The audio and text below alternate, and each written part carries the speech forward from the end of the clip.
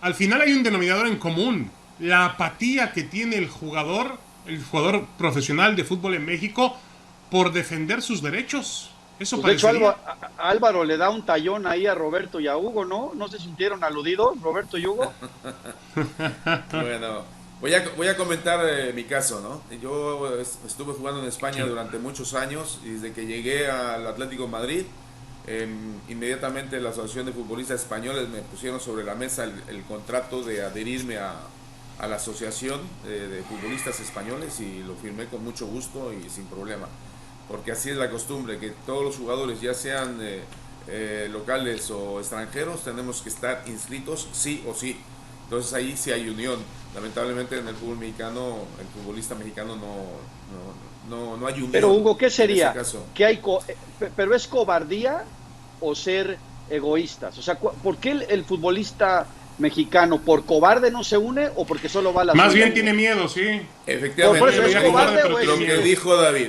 No, cobardía ninguna, sino más bien miedo. El hecho No, no. de estar Miedo. como esclavo, José Luis, acuérdate que el pacto de caballeros en México ha durado prácticamente toda la vida. Hasta ahora, a pesar de que ya cuando terminas tu contrato como jugador, te puedes ir a cualquier equipo, que eso es una situación que en todo el mundo estaba y en muy poquitos países estaba todavía la esclavitud hacia el futbolista. Entonces, por miedo, no pueden rebelarse en contra de que te da tu sueldo, que te da de comer. Y ese miedo, pues Ya. indudablemente en mi época yo estuve asesorando a mis compañeros de la selección de 1993, previo a la Copa América, que me calificaron de cabecilla o líder de ese movimiento de rebelión, porque no íbamos a ir a la Copa América, ¿se acuerdan? De Ecuador, que era la primera vez que nos habían invitado. Y nos Ajá. juntamos, Sí. nos Sí, sí, juntamos sí. los jugadores y recuerdo en un hotel cercano al aeropuerto hicimos una junta de capitanes y de muchos jugadores de México y cuando dijimos que ¿Y quién todos volteó debemos estar bandera? unidos y ¿Quién volteó resulta que bandera, dije, Hugo? levante la mano el que no esté de acuerdo con este movimiento. Y se acuerdan, tres esquiroles, Chepo de la Torre, Carlos Hermosillo Sí. y Roberto Ruiz Esparza. Y Ruiz Por Esparza. culpa de ellos tres, Ujú. no hicimos que la rebelión funcionara porque queríamos quitar lo que era el draft.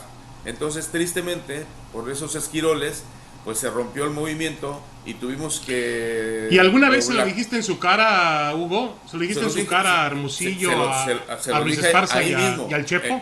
en esa misma Pero, a ver, reunión, ahora, en esa misma yendo reunión, al en esa contexto de junta. ahora, pero a ver, Hugo, hoy, yendo al contexto de Sí. hoy, Roberto es una persona muy valiente, tú también. ¿Por qué no toman la asociación? ¿Por qué no alguien de tu jerarquía que pudiera tomarlo? Porque yo los he escuchado expresarse con mucha, pues hasta con mucha molestia de lo que pasa. ¿Por qué no tomar cartas en el asunto? ¿Por qué tú y Roberto, que hoy tienen una posición económica diferente, que pueden hacerlo, no lo toman? ¿Ahí qué aplica?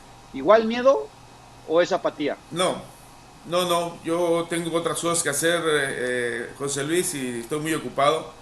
Y en este caso, en su momento apoyé al grado que tenía los boletos comprados de avión a Gerardo González Movilla. Era el presidente de la Asociación de Futbolistas Españoles, de la AFE. Allí y ya estaba para venir para acá, para asesorar al que pudiera ser el presidente de la Asociación de Futbolistas Mexicanos, porque eso es lo que falta, que haya una referencia, que haya una orientación y que encamine Por a eso, esa pero hoy tú asociación, la porque tienes. tristemente. Hoy no lo tomarías porque tienes otras cosas que te reditúan más. O sea, Sí, sí, ya sí, no sí. estás dispuesto a ayudar al futbolista mexicano. Ahora mismo yo Pero José lo Luis, apoyo a desde mi ver, trinchera y estoy dispuesto a seguir de director técnico y seguir del fútbol, pero en otras vitrinas. Y por el momento no tengo Ok, la ahora ilusión hace que poco, tenía antes. a ver, Hugo, ya. José Luis y Roberto también, hace poco yo vi una fotografía, insisto, en la que aparecían Rafa Márquez, Chicharito Hernández, Andrés Guardado, todos abrazados, Ahí. apoyando a esta asociación de futbolistas que comanda Álvaro Ortiz. Roberto, ¿cuántas veces hemos visto esa fotografía? También decir que apoyo a la asociación de futbolistas, pues no alcanza solamente con eso. Tiene que existir un compromiso realmente del futbolista por tratar de defender su derecho y no ser egoísta de lo único que le pertenece a él. David, para mí el futbolista está muy monetizado y mientras ellos no tengan un beneficio, no lo van a hacer. Y perdón que lo diga con todo respeto, pero así es. Los futbolistas que acabas de mencionar ¿para qué van a hacer eso? No les beneficia nada. Y para mí, y lamento decirlo, el futbolista si no ve un beneficio no actúa, ni para apoyarse entre ellos. No, bueno, pero yo creo que hay de todo. Yo creo que hay de Pero todo. ¿por qué no? Bueno, en el gremio hay de todo, ¿no? Vuelvo a lo hay mismo, gente consciente pero David, de que hay que apoyar un grupo. Pero vuelvo a lo mismo. Si hay de todo, ¿por qué no algunos cuantos actúan cuando se debe? Solamente actúan si hay beneficio. O unas o haya un pago de primas o premios. Si no, no actúan. Para mí es el reflejo me gustaría del futbolista escuchar mexicano, lo dijo Hugo. Roberto no ha dicho nada. Me gustaría escuchar a Roberto Gómez Junco, que Roberto, aparte, es un hombre que desde que sus días en la cancha, y hoy en día es una mezcla donde yo considero un futbolista pensante. Tampoco tenemos demasiados futbolistas pensantes. Roberto Gómez Junco, tú eres uno de ellos en la historia. ¿Por qué no ha prosperado el tema de que el jugador piense más en sus derechos y en estar unido? Sí, porque solo lo utilizan para tomarse la foto, para lucirse cuando así les conviene.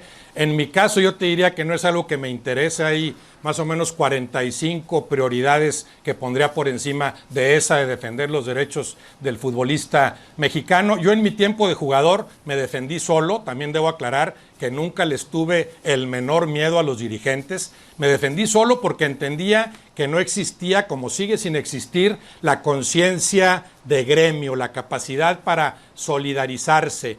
Los dirigentes a los que criticamos mucho en algo que son mejores que los futbolistas es que sí son muy unidos. Cuando se trata de fregar al jugador son unidísimos, son muy Roberto, solidarios. De repente pueden crear esta animadversión que se ve, por ejemplo, entre Irarrágorri y Jesús Martínez, pero cuando se trata de unir sus intereses, como se vio flagrantemente con el caso de tantos años del mal llamado Pacto de Caballeros, se trataba de perjudicar al futbolista, ahí sí son muy solidarios, son muy unidos, pero sí, tiene razón en gran parte Álvaro Ortiz, que desde siempre ha faltado capacidad del futbolista para asumir esa responsabilidad, al que realmente le interese, porque a Rafael Márquez le interesa ya que va de salida. No hay jugadores que en su apogeo hayan intentado movimientos como este. Me parece que lo más cercano a un verdadero movimiento fue aquello que encabezó Carlos Albert en los 60, ¿no? Después han sido nada más tímidos intentos. Creo que las intenciones de Álvaro Ortiz son buenas,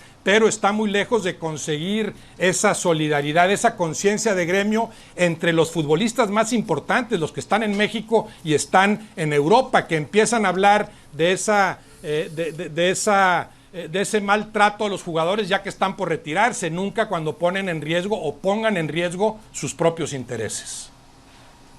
Y yo te recuerdo, José Luis Higuera, te recuerdo hace poco, digo, no me gustaría ir mucho, demasiado en el pasado, pero hace poco, por ejemplo, uno de los grandes escándalos del fútbol mexicano se produjo a partir de aquel trato o maltrato que un equipo como Chivas, por ejemplo, le dio a Osvaldo Alanís. Claro. Y tú eras dirigente en ese momento. Claro, y no es un maltrato. Y tienen que admitir que se equivocaron, que fue un maltrato al futbolista. No. Lo que pasa es que se hizo público y lamentablemente se manejó mal. Pero son prácticas que se dan en Europa y Hugo está de testigo. En Europa un jugador que no tiene contrato simplemente se le mantiene, que fue nuestro caso, pero no se le mete a jugar. Hugo, por favor, aquí podrías participar y tú eres entrenador. Hay jugadores pero no se le mete a jugar, pero ¿por qué? Porque se le congela, se le castiga porque es agente libre. No. Porque tiene sus derechos. Intereses también. Pero otra vez, David, no juguemos pero eso pasa en ese caso tiene razón. Perdóname, José Luis, tiene razón Roberto. Hugo, no estoy tiene razón Roberto. ¿Estoy diciendo algo mal? ¿Estoy diciendo algo mal o es verdad? No, lo que te estás justificando, está justificando maltrato al futbolista. El futbolista cumplía con sus derechos, tenía sus derechos. Es una práctica. Él tiene sus derechos y con todo respeto, José Luis. No, él está cobrando. Los dirigentes del fútbol mexicano siempre han preferido tener esclavos a tener trabajadores. Ahí estoy en desacuerdo, pero son prácticas que se pueden hacer. El club puede negociarlo y puede tomar, siempre y cuando lo respete, le dé su jerarquía, porque hay cosas que no se pueden hacer. Y esas sí te las puedo decir. No puedes a un futbolista no pagarle, no puedes separarlo, pero hay dentro de las prácticas que están permitidas, tú puedes negociar un jugador. Pero es una práctica desleal, José Luis. Es una práctica desleal, un futbolista que recupera sus derechos.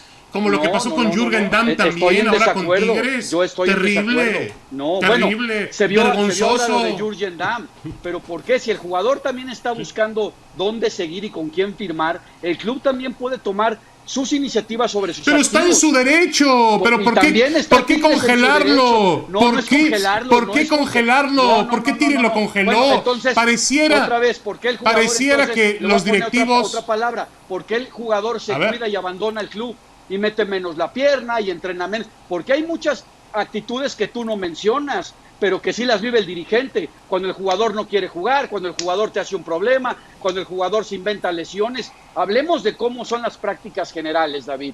No tomemos banderas de mártires aquí. Por eso yo le preguntaba a Roberto, ¿por qué no son todas banderas de mártires? Claro que el futbolista, el futbolista en México, ¿por qué no hablamos de las prácticas el futbolista en México ha sido, ya lo hemos señalado, José Luis, en el América? ¿Y quién dijo algo? Ya lo hemos señalado, José Luis, pero es lo mismo, que los futbolistas en México han tenido poca conciencia y poca responsabilidad para defender sus derechos. No es cierto, eso nos queda claro.